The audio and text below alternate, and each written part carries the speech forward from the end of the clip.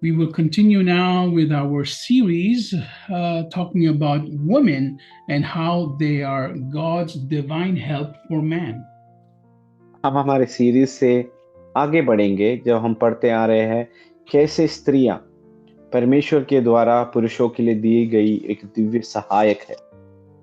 A man will never ever be able to fulfill God's purpose in his life, a married man, until he appreciates the woman that God has put in his life.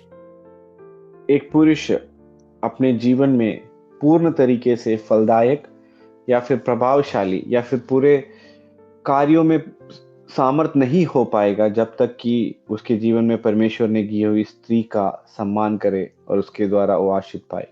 Now, I'm not saying that if you're not married, you cannot fulfill God's purpose. I'm not saying that. मैं ऐसा नहीं कहता कि यदि आपकी शादी नहीं हुई है तो परमेश्वर का हित और परमेश्वर का कार्य आपके जीवन में पूर्ण नहीं हो सकता। Don't ever think that if you are single, you cannot, don't ever think this, that you cannot fulfill God's purpose in your life.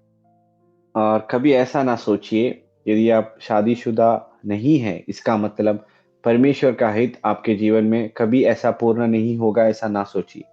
The world looks down at single people and says, well, they are incomplete.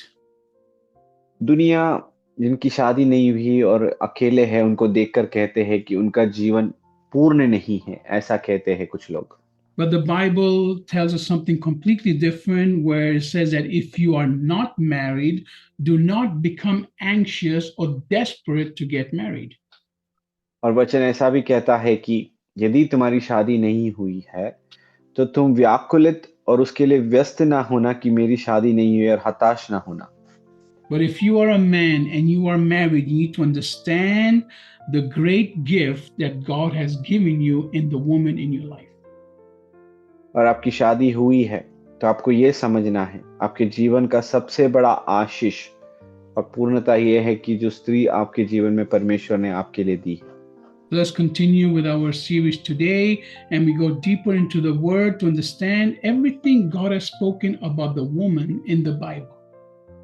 हमारे series से आगे बढ़ेंगे और हम उस पर ध्यान बटाएंगे हर एक चीज वो जो स्त्री ने पुरुषों के बारे में, पुरुषों के लिए स्त्रियों के बारे में बताई गई है। So we've come to understand that we have to focus on what the Bible says and not what we are seeing with our own eyes. और हमें ध्यान उस पर बटाना है कि वचन क्या कहता है, ना कि दुनिया कुछ कहती है, पर वचन पर ध्यान बटाकर हमारी दृष्टि वचन पर लगाना है हमें। It is the Word of God that is the ultimate truth, and not what you are seeing with your own eyes about your wife. और ये वो चीज है जो वचन कहता है आपके स्त्री के बारे में या फिर पत्नी के बारे में, ना कि दुनिया क्या कहती है उस पर ध्यान नहीं रखना है हमें। So it is very difficult for us to ignore and reject what we are seeing and believe what God has already spoken. ये हमारे लिए बहुत तकलीफ है कि देखे क्या हो रहा है, ना कि उस पर ध्यान बटाए कि दुनिया क्या कह रही है हमारे बारे में, अर्थात परमेश्वर क्या कह रहा है उसके ऊपर हमें ध्यान देना है। Now, these teachings are not only for married people. और ये वचन सिर्फ शादीशुदा लोगों के लिए है, ऐसा नहीं है। These teachings are for husbands, yes, to pray for their wives.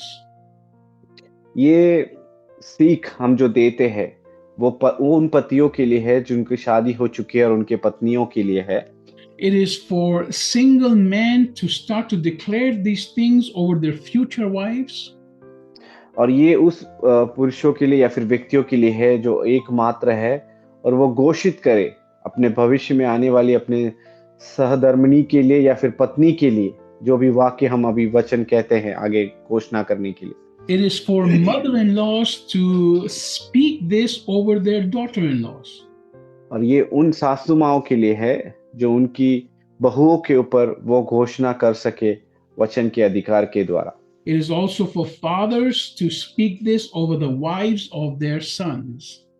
और उन पिताओं के लिए है जो अपनी बेटियों के लिए या फिर बेटों के लिए होने वाली पत्नी यहाँ है उनके ऊपर प्रार्थना कर सकते हैं।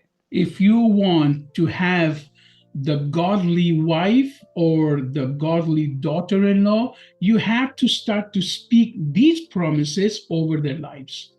यदि आप चाहते हो कि आपको एक आत्मिक बेटियां या फिर बहुएं हो, तो उनके ऊपर ये प्रार्थना करने के लिए है, घोषणा कर कर, ताकि उनको भविष्य में वचन के द्वारा एक आशीषकारी बहुएं या फिर बेटियां मिले। When you start doing this, the reality you are seeing will start to change and will have to bow down to the word of God. आमीन।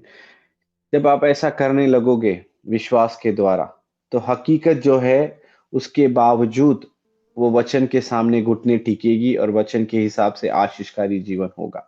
And when you practice this, you will start to use this same formula over every situation in your life. और जब ये आप शुरू करने लगोगे ऐसे प्रार्थना कर कर, तो जीवन के हर इस क्षेत्र पे या फिर उस विषयों पर आप इसे लागू कर कर प्रार्थना कर पाओगे। This is the power of the word in your mouth. ये परमेश्वर का सामर्थ है आपके जीभ में, When जबान you are में। walking correctly with the Lord and you start to use his word in your mouth, times and seasons have to bow down to the word of God. जब आप परमेश्वर के हित के हिसाब से चलोगे, समय और काल परमेश्वर के वचन के सामने अपने घुटने टिकाएंगे और उसमें बदलाव आएगी। आमीन। See, it reminds me of the story of Esther, where she was walking correctly with God. She obeyed and she went and she spoke with the king, which was something that was not allowed. ये बोलते हुए मुझे Esther के बारे में याद आता है वचन में से, जो परमेश्वर के हित के हिसाब से, परमेश्वर के वचनों के हिसाब से अपने जीवन बिताने वाली एक स्त्री वो राजा के समूह जाकर कुछ ऐसा बात करती है जिसे समय के हिसाब से उसे नहीं करना चाहिए था, लेकिन परमेश्वर उसे सहायक बनता है वहां पर। So, for the sake of Esther, who was following God, the rules and the way of doing things in the government had to change. जब एस्तेर जो परमेश्वर का मान रखने वाली थी, वो जब कार्य करने लगी, तो समय और व्यवस्थाएं और राजा की जो भी राजनीति थी उसके प्रतिकूल में, विरोध में परमेश्वर ने उसके लिए कार्य किया। So when we read these verses and we start to learn how to confess them, it is for the man to believe even though he cannot see it, and it is for the woman to believe also when she cannot see it in her own life. ये वाक्य या फिर ये वचने जिसे हम सुनते हैं, हमारे जीवन में हम प्रायोगिक करते हैं, तो उनके लिए है जो पुरुष जो उनके जीवन में नहीं हो रहा है, लेकिन वो विश्वास करेंगे कि परमेश्वर ऐसा करने वाला है। उसी तरह से स्त्रियों के लिए जो विश्वास करेंगे, लेकिन उनकी जीवन की परिस्थितियों को परमेश्वर बदलेगा विश्वास के द्वारा। Now let's go directly to the book of Proverbs chapter 31. हम नीति वचन के पुस्तक 31वें अध्याय में आएंगे। And we're going to the verse we're going to look at today, which is verse 19 and verse 25. हम 19वां वाक्य 31 का 19 और 25वां वाक्य हम ध्यान रखेंगे। You will notice that I take verses and I put them together because they have to do with the same topic. आमीन। आप ध्यान रखते होंगे कि दो वाक्यों को लेकर मैं साथ जोड़कर उसे बताता हूं, क्योंकि वो एक ही विषय पर बात करने वाले दो वाक्य होते हैं। So verse 19 says, she works with her own hands on her clothes. Her hands work the sewing spindle. वो अटेरन में हाथ लगाती है और चरखा पकड़ती है। And then verse 25 says, strength and, yes, 25, verse 25, strength and dignity are her garments. She smiles about the future. वो बल और प्रताप का पहिरावा पहने रखती है और आने वाले काल पर हंसती है। So in verse 19, when it says that she is working with her own hands, it means that she is self-sufficient to take care of things in the house. 19वां वाक्य ऐसा कहता है, अपने हाथों से काम करती है। उसका मतलब ये है कि वो स्वयं प्राप्त है अपने कार्यों को करने के लिए और मेहनत करने के लिए। In other words, she doesn't always go out and just spend money and buy new things. का मतलब ये नहीं कि हमेशा बाहर जाकर पैसे खर्चे करती है और नई चीजों को खरीदती है। In other words, she can sew clothes properly. She can even do some kind of gardening, not to have to buy things always from outside. उसका मतलब वो कपड़े अच्छे से सिलाती है, खुद के कपड़े सीती है और उसे बाहर जाकर कपड़े खरीदने या फिर उस पर खर्चे करने की जरूरत नहीं है। And she can do some kind of gardening to get the basic herbs and things she might need for cooking. और रसोई के लिए बाहर जो भी करना चाहिए, जड़ी बूटियां या फिर पौधे लगाकर उसमें खेती करती है, जाके घर के रसोई के काम हो सके। And if something needs to be repaired, she can try and repair it herself and not have to call people to do it for her or to buy new things. और उसे कुछ ठीक करना है तो खुद अपने हाथों से उसे ठीक कर सकती है, ना कि बाहर जाकर किसी को बुलाए या फिर किसी और को पैसा दे उसे ठीक करने के लिए। In other words, she takes the time and the effort to do things in order to save money. वो समय और अपना ताकत उसमें डालती है ताकि पैसे बचा सके और पैसे बाहर ना देकर ना नष्ट कर पाए।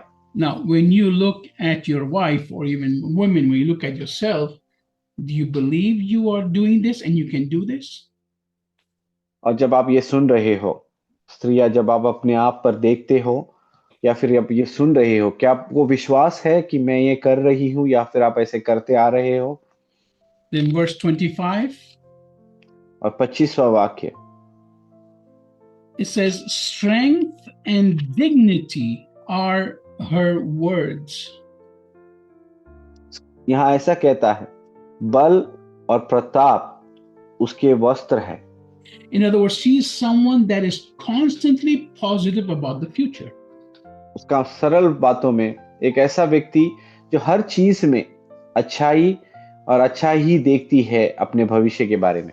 Now, wives, right now, think about yourselves and ask yourselves, am I someone that when I speak, I always bring hope to others around me? स्त्रियां, पत्नियां, आप ऐसे ध्यान रखिए, जब आप बात करते हो तो क्या आप आशा लाते हो अपने वाणियों में, खुद के लिए, दूसरों के लिए, जब आप बातें करते हो? Or are you a kind of person that you are always making everyone around you stressed and depressed because of something that you cannot handle? या फिर आप ऐसे व्यक्ति हो जो दूसरों को निराश करते हो, हताश करते हो, क्योंकि आपको भविष्य के बारे में कोई आशा नहीं है आपके जीवन में? If your children are not obeying you, if your husband is not showing you love, if your mother-in-law is not accepting you, do you go around telling everybody about it and making everybody stressed, or do you keep it to yourself and work through it? आपके बच्चे आपकी बातें नहीं सुनते होंगे, आपके घर में कुछ क्लेश होंगे, आपकी सासू माँ आपको तकलीफ देती होगी। दृष्टांत के तौर पर ऐसी बातें आप बाहर जाकर दूसरों को बताकर खुद को और उनको भी हताश करते हो या फिर आप खुद में रखकर आप उसके लिए प्रार्थना करते हो? See, if all you do is complain about the future and your present situation, you are not this kind of woman that is full of strength and positivity. यदि आप ऐसा करते हो तो आप ऐसे एक स्त्री नहीं हो जिसमें सामर्थ और एक आशा भरी जीवन के बिताते हो आप आपके जीवन में। In verse 25 says, strength and dignity are her garments. 25वां वाक्य ऐसा कहता है कि बल और प्रताप उसके वस्त्र है। Garments means that it's something you wear on the outside and you are known for that garment. वस्त्र या फिर पहिरावा ऐसा है कि जो इसे आप पहने रखते हो और जो बाहरी लोग देखते हो उसमें आपको दिखता है। You know, sometimes I have met people and sometimes I end up avoiding them because every time I talk with them, only thing I hear is their problems. मैं कुछ लोगों को ऐसे मिलता हूँ और उनको मैं कोशिश करता हूँ कि मैं उनसे बातें ना करूँ, क्योंकि हमेशा वो बात करे तो समस्या, समस्या, समस्याओं के बारे में बात करते हैं। All they do is talk about the problems they're going through or the suffering they have been through. हमेशा वो ऐसे ही बात करते हैं कि तकलीफ के बारे में या फिर कुछ समस्याओं से जो वो गुजर रहे हैं। And there is nothing positive in the way they are talking. और उसमें कुछ भी आशा नहीं, जिस तरीके से वो बातें करते हैं। Now, if you want to share your problems with someone or what you have suffered, there's nothing wrong with that. But don't stop there. You have to finish that conversation saying, but God was faithful and He helped me through it.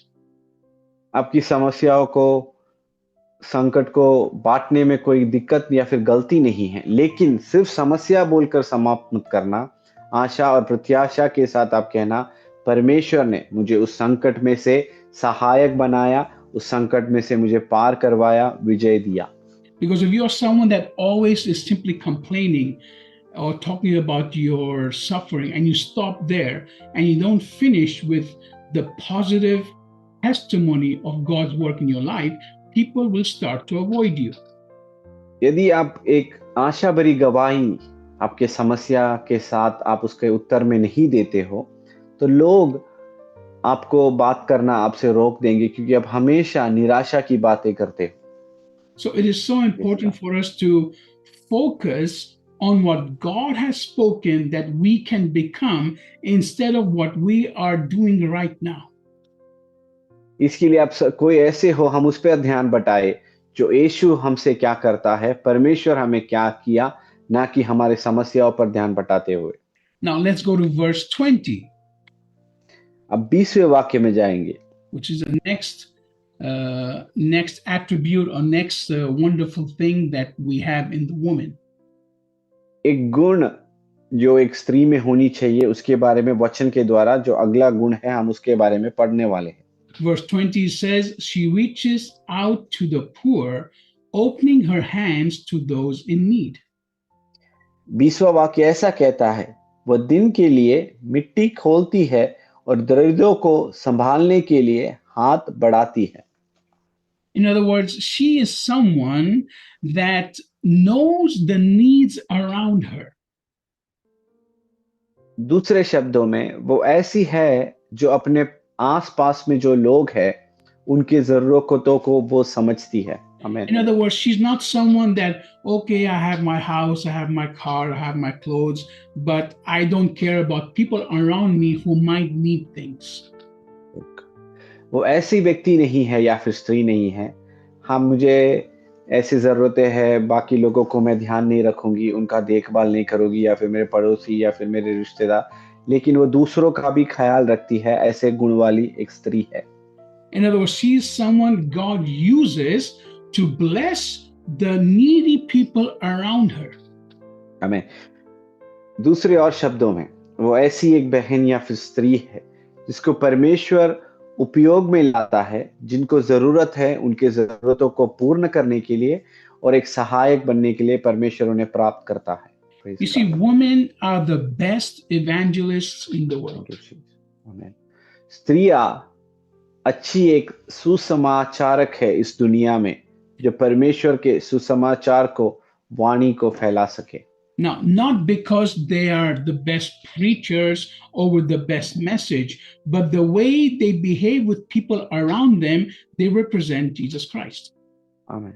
इसके लिए नहीं क्योंकि एक सामर्थशाली, प्रभावशाली या फिर अच्छी प्रचारक है, लेकिन उनके बर्ताव, उनके चाल चलन के द्वारा उन दूसरों को प्रभावित और आकर्षित कर सकती है। इसके लिए In other words, they can see when someone is in trouble or in need, and they will do whatever they can to help that person with whatever they have.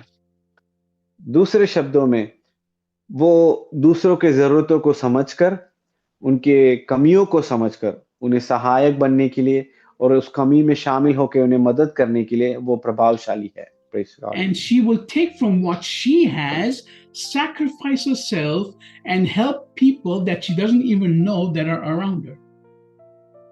वो अपने पास से लेकर जिसको कमी है उनको देती है और उनको मदद करती है जो जरूरत में है, और उन्हें परमेश्वर के सहायक बन जाती है। This is a quality God has given women more than men. ये एक गुण है जो स्त्रियों को परमेश्वर ने दिया है अधिक पुरुषों के सम्मान में। That's why women are the best tool the church has to expand the church through the love of Christ. इसके लिए स्त्रियां वो एकमात्र पात्र है जो परमेश्वर के प्रेम को फैला सके अपने व्यवहार के द्वारा, अपने बर्ताव के द्वारा। Because the woman has the vision from God to feel the pain of other women and of children. क्योंकि स्त्रियां उस दर्शन वाले व्यक्ति है जो परमेश्वर की इच्छाओं को पूर्ण करे और दूसरों के दर्द और प्रयास को समझकर उन्हें सहायक बने। And because they have that vision and that compassion, God uses them to enter into houses where normally men cannot enter. इसके लिए स्त्रियों को उस दया और इस सहानुभूति है परमेश्वर के द्वारा कि इस हद तक कि वो उस घर पे प्रवेश कर सकते हैं उनके प्रभाव के द्वारा जिस घरों में पुरुषों को प्रवेश नहीं हो सकता। See, we are dealing with many people around this area where we meet them for the first time. And one of the strategies God has given us is that my wife makes some very tasty food, and we take it and bless them with it. हम इस जगह हम वास करते हैं, हम सेवकाई करते हैं और परमेश्वर के द्वारा, कृपा के द्वारा हमें उस एक बुद्धि परमेश्वर ने दी है कि हम मेरी पत्नी अच्छे टेस्ट वाले अच्छे खाने पकाती है और उनको आशीषित करती है उस खाने के द्वारा। Not because they are poor or they need food, but just to bless them, because this way we show the love of Christ that we care about them. ना कि वो दरिद्र है या फिर भूखे है, बस एक मात्र पात्र बनकर हम उन्हें मदद करते हैं और बताते हैं कि परमेश्वर तुमसे प्रेम करता है। And through this giving of the food and spending time with them, they see the love of Christ. और हम इसे खाने देने से हम परमेश्वर के प्रेम को बताते हैं और इसके द्वारा उन्हें दिखता है कि परमेश्वर का प्रेम हम दर्शा रहे हैं। Now, this desire to do this is born inside the woman. और ये आशा ऐसे करने के लिए वो कहाँ जन्मती है? एक स्त्री के हृदय में। So if you are a husband, don't ever stop your wife from serving others around you. आमीन। यदि आप एक पति हो या फिर पुरुष हो तो कभी अपने पत्नियों को ना रोकना जब वो दूसरों को मेज देती है या फिर भोजन देती है या फिर मदद करती है। Because God is using her to bless you. आमीन। क्योंकि परमेश्वर उसे उपयोग में ला रहा है ताकि तुम आशीषकारी हो सको। The more you encourage her to do this, the more God will bless you as a husband and provider. आप उन्हें और उत्साह हो ऐसे करने के लिए तो परमेश्वर आपको पतियों को पुरुषों को आशीष करेगा प्रबंधकारी बनाने के लिए। So these are wonderful promises we can hold on to today. And now we are going to repeat a couple of confessions so that we see that we can speak this thing into our lives. हम ये कुछ गुणों के बारे में बात किए, हम आगे जाकर कुछ चीजों को हम दर्शाएंगे जिसे हम दोहराने वाले हैं, जिसे सुनकर हमारे जीवन में हम आशीष प्राप्त कर सके। So first let's go to again to Proverbs verse 19, chapter 31. नीति वचन 31 के 19वें वाक्य में हम फिर से जाएंगे। Where we talked about where she creates things with her hands like clothing and takes care of things with her own hands. जहां हमने पढ़ा वो अपने हाथों से कार्य करती है, वो सीती है, ऐसे चीजों को हमने पढ़ा। And what we are going to do now is take these verses, and first I'm going to make the men speak this about their wives, and then the wives speak the same thing about themselves. पहले इस चीजों को लेकर मैं पुरुषों से बात करवाऊंगा ताकि उनके जीवन में ऐसा हो सके, फिर स्त्रियां दोहराएंगी ताकि उनके जीवन में ऐसा भी हो सके। The purpose of this exercise is that you see what the word says and how difficult sometimes is to believe what the word says more than what you are seeing. ये ऐसे दोहराने के से द्वारा आप देखोगे कि क्या वचन कहता है और ऐसे करने के द्वारा आपके जीवन में उससे क्या आशीष होती है। Now, if you are a man, you will tell your wife, you are skilled with your hands and capable of fixing and creating what is needed for the family on your own. यदि आप पुरुष हो तो आप अपनी पत्नियों से कहोगे, तुम सामर्थ्यशाली हो और तुम कुछ कार्यों को जोड़ सकती हो, तो इसके लिए तुम अपने परिवार के लिए, हमारे अपने घराने के लिए तुम ऐसे कार्यों को कर सकती हो। And the woman will say about herself, I am skilled with my hands for the things I need and can create whatever is needed for the family. और एक आप स्त्री हो तो आप कह सकते हो कि मैं गुणशाली हूँ, मैं अपने हाथों से कार्य कर सकती हूँ और उसके द्वारा मैं अपने घराने के लिए, घर के आशीष के लिए प्रबंध कर सकती हूँ। Now, let's go to verse 25. 25वें वाक्य में हम जाएंगे। We're talking about where strength and dignity are her garments. वहां हम पढ़ते हैं कि यहाँ बल और प्रताप उसका वस्त्र या पहरावा बना रहता है। Now, a man will tell his wife, because you have prepared for the future, you are not easily discouraged. Say that first. क्योंकि तुम भविष्य के लिए तैयार हो, इसके लिए तुम आसानी से हताश या फिर निराशित नहीं हो जाओगी। And then your words are always a hope and encouragement to all who know you. और तुम्हारी वाणियां हमेशा आशा और प्रभावशाली है, जो कोई भी तुम्हें जानता है या फिर तुमसे मिलता है। Now the woman will say about herself, because I have prepared well and done my part, I am known to be able to stay positive and encourage others. क्योंकि मैं तैयार हूं, इसके लिए उस तैयारी के साथ मैं दूसरों को आशा दे सकती हूं और प्रभावशाली कर सकती हूं, क्योंकि मैं परमेश्वर में और अपने घराने में तैयार हूं। Amen. Now we'll go to verse 20. अभी हम 20वें वाक्य में जाएंगे, where it talks about where she reaches out to the poor. जहां कहता है कि वो गरीबों को मदद या फिर जरूरतमंदों को सहायक बनती है। The man will tell now his wife, you recognize those in need in your community and go out of your way to help them. पुरुष अपने पत्नियों से कहोगे, तुम जरूरतमंदों को, दरिद्रों को समझकर समाज में जाकर, समूह में जाकर उनकी मदद करती हो और उनको सहायक बनती हो। And the woman will say about herself, I am aware of those in the community and what their needs are, and I am willing to help. मैं समाज में जो जरूरतमंद है उनके जरूरतों को समझती हूँ, उनके जरूरतों को समझकर उन्हें सहायक बनती हूँ। Amen.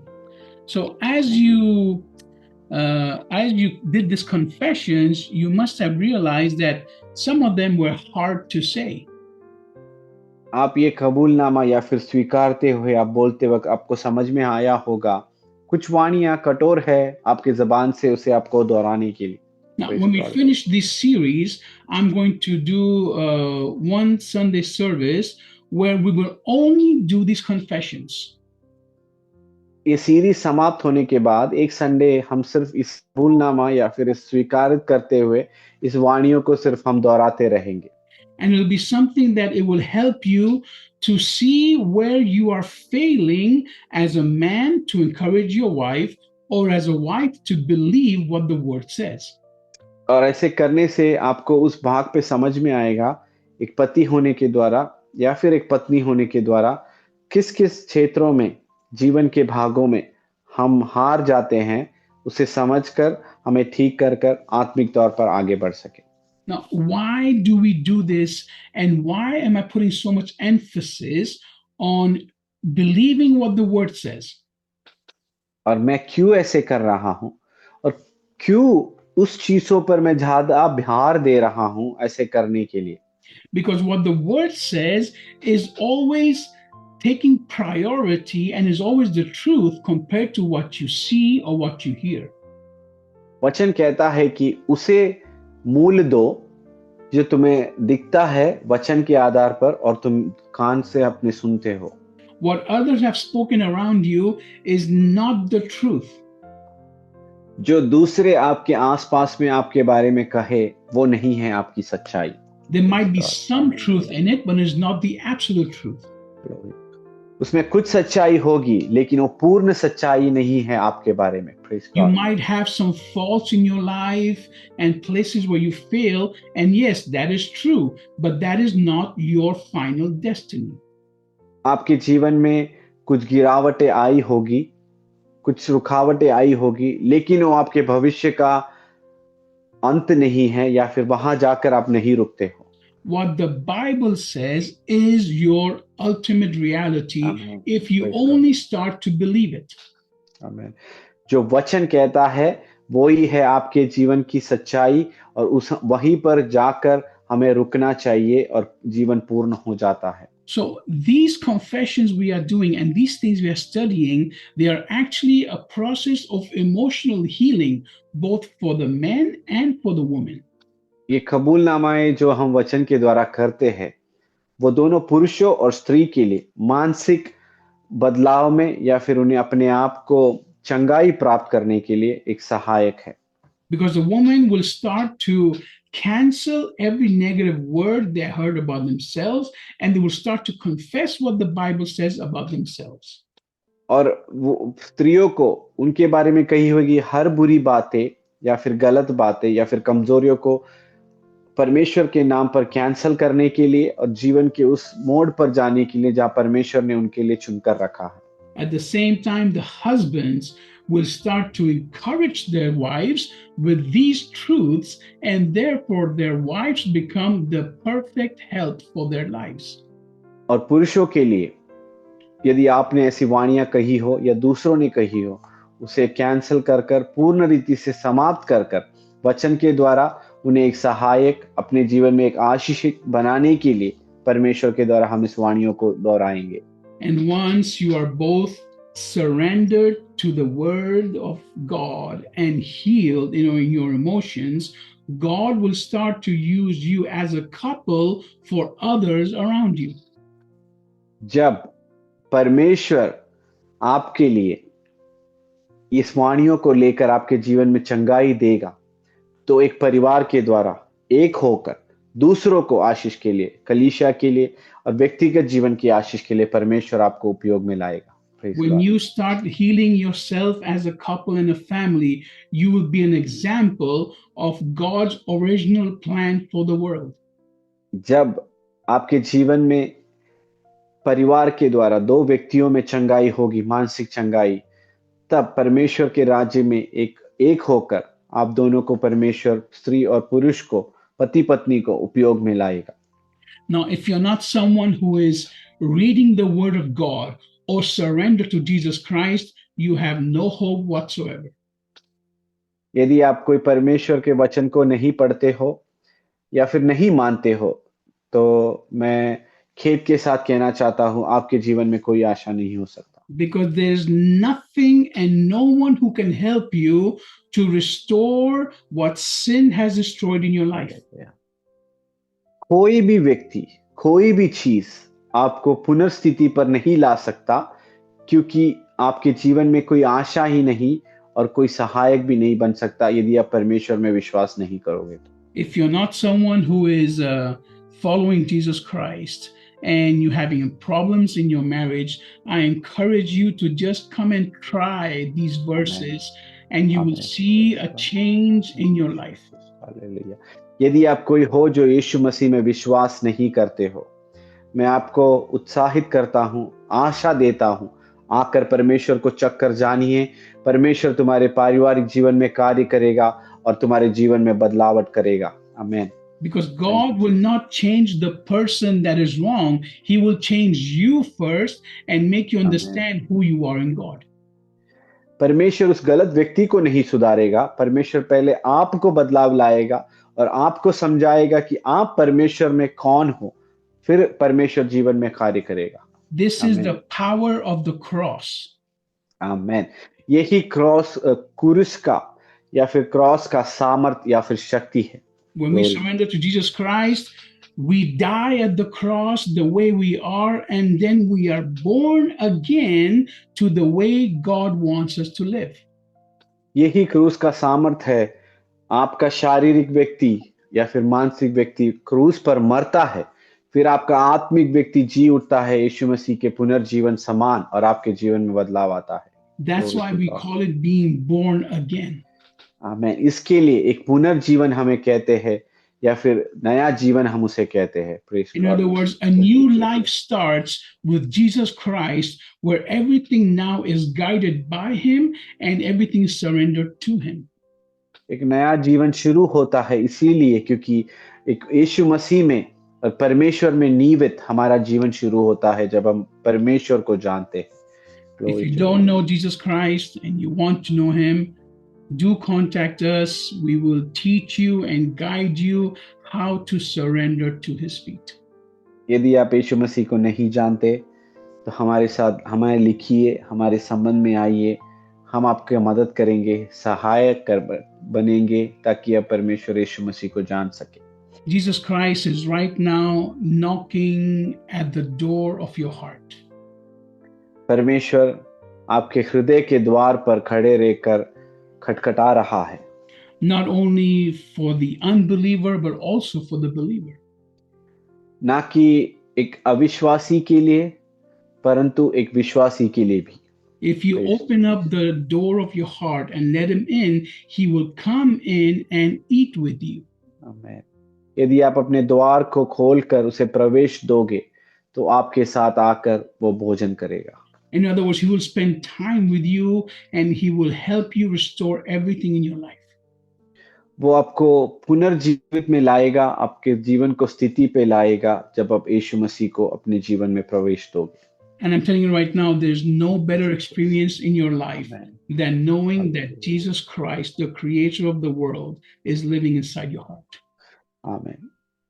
इससे अधिक श्रेष्ठ अनुभव नहीं है। मैं आपको दे सकता हूँ इतना भरोसा कि इस पृथ्वी का सृजनहार आपके जीवन में वास करे, उससे अधिक आनंद और संतुष्टि और समाधान आपके जीवन में नहीं हो सकता। Amen. Praise to Jesus. God bless you. परमेश्वर आपको आशीष करे। Thank you, Jesus. Thank you, Lord.